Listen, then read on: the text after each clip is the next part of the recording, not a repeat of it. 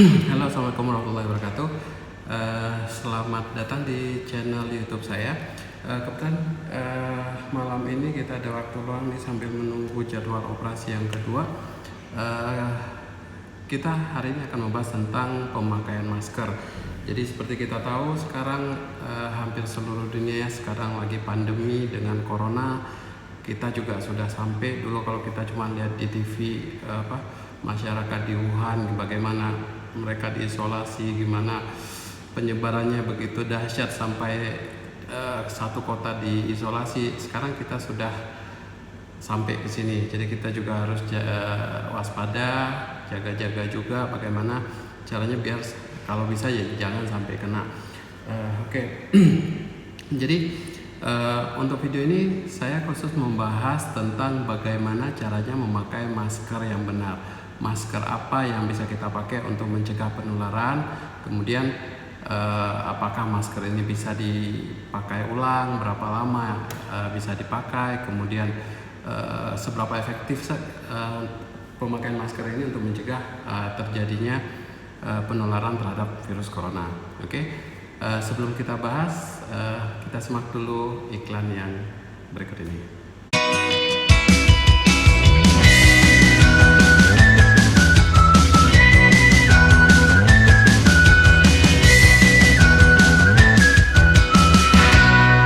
Sebelum kita mulai videonya, bagi yang belum menekan tombol subscribe, jangan lupa untuk menekan tombol subscribe dan tanda lonceng di sampingnya, sehingga jika ada informasi-informasi terbaru dari kita, Anda akan segera mendapatkan notifikasi.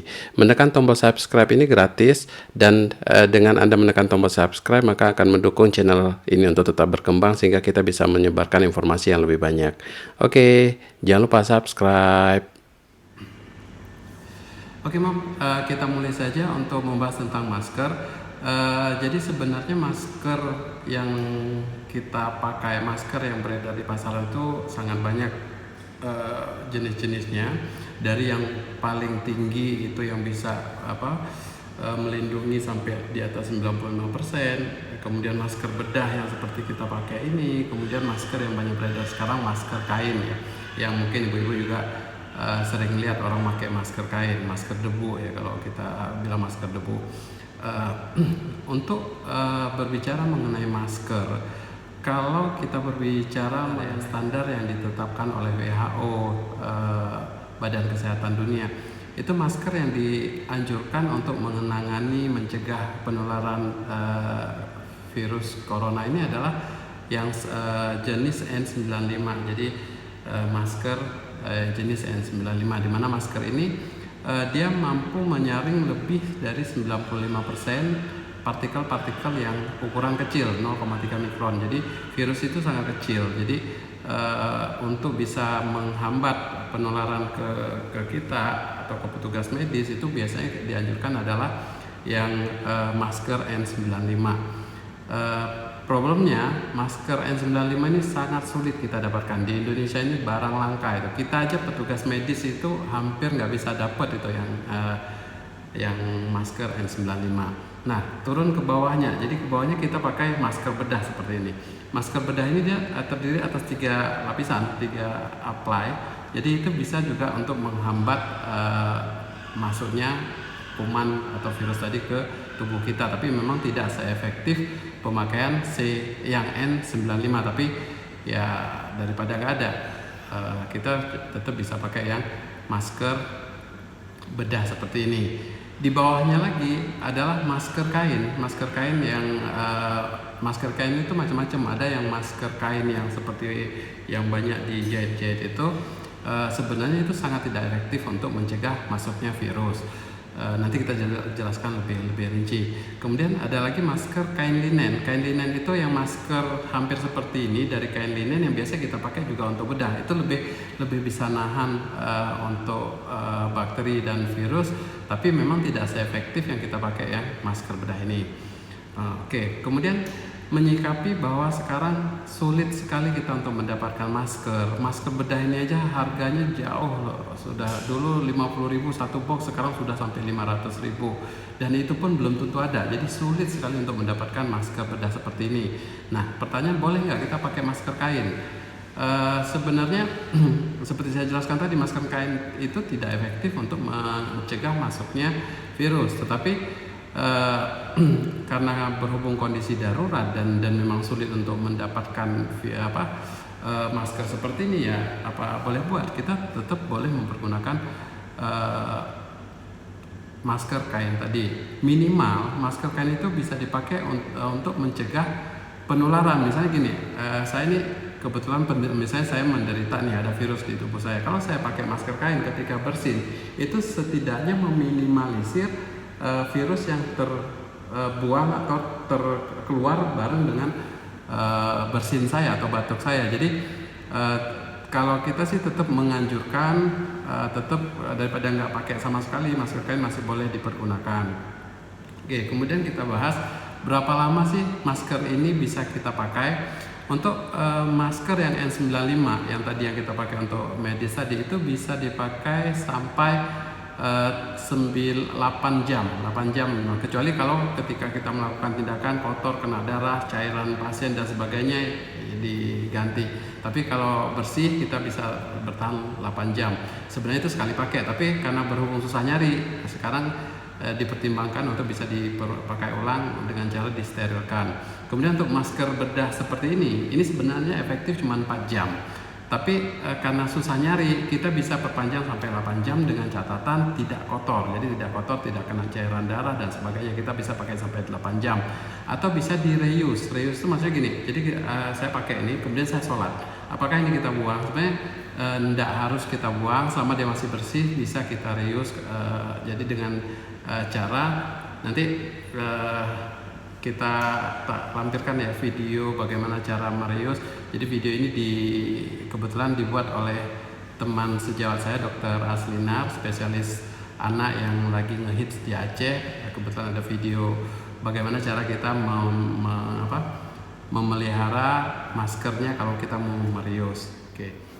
Nah, ini kan namanya masker bedah ya, masker bedah yang kita pakai sehari-hari, yang warna hijau, yang berwarna itu ke arah luar memakainya.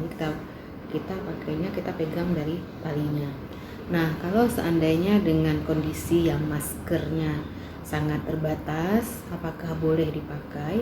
Idealnya memang 4 jam boleh dipakai ya. Kalau misalkan dalam kondisi misalkan kita mau sholat, kita mau ke kamar mandi segala macam, kita membuka, ini bisa disimpan, bisa dipakai lagi.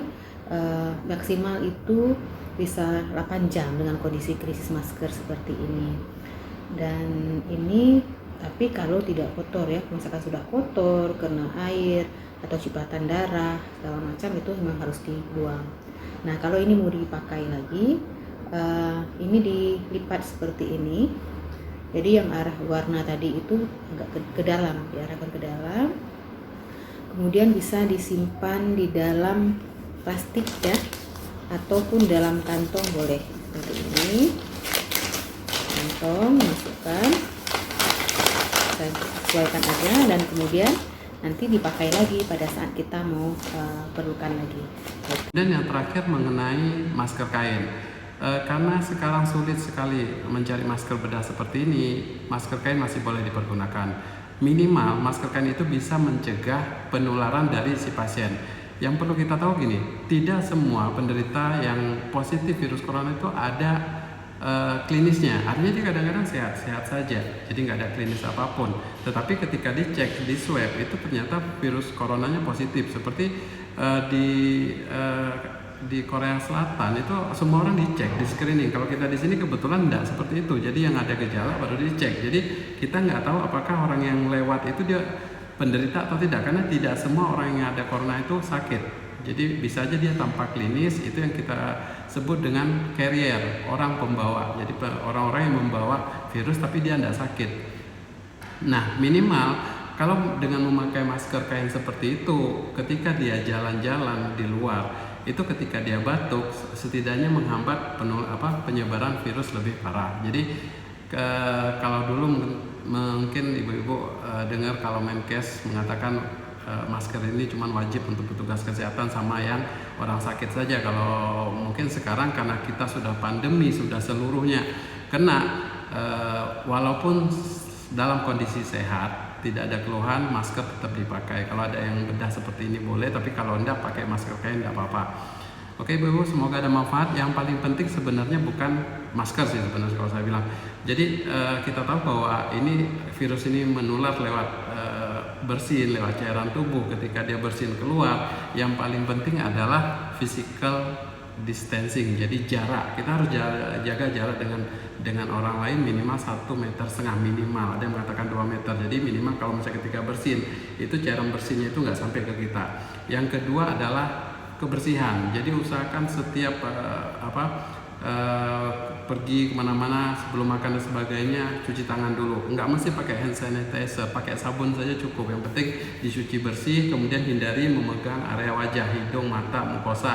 Jadi sebisa mungkin menghindari untuk memegang area wajah. Jadi semoga ada manfaat dari video ini. Jika ada manfaat, jangan lupa tekan tombol subscribe dan tanda lonceng di bawah, di-share di media sosial Anda. Oke, sampai ketemu di video berikutnya. Jangan lupa komen-komen, kita diskusi di kolom komentar. Oke, assalamualaikum warahmatullahi wabarakatuh.